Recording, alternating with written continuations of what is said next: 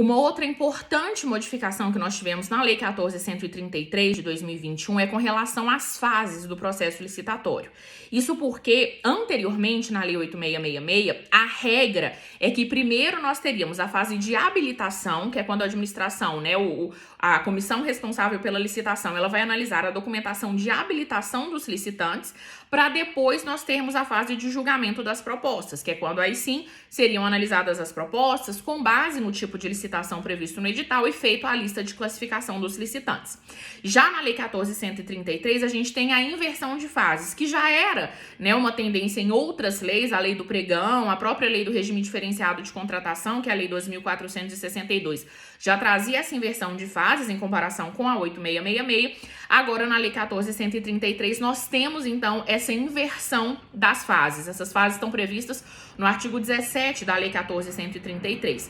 Agora, inicialmente, eu tenho a apresentação das propostas ou dos lances, quando for o caso, porque no leilão a gente tem apresentação de lances.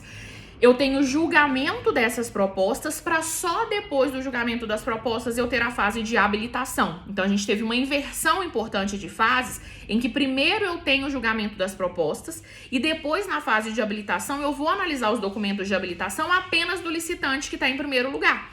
Caso o licitante que está em primeiro lugar, que foi classificado em primeiro lugar, ele tenha problemas com a habilitação, ele é declarado inabilitado e eu vou analisar a documentação apenas do segundo colocado. Então, o processo licitatório ele ganha uma eficiência maior com essa inversão de fases.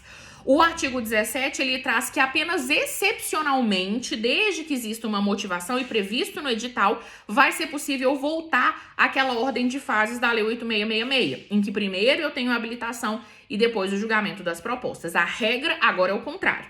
Primeiro, apresentação e julgamento de propostas e depois a fase de habilitação.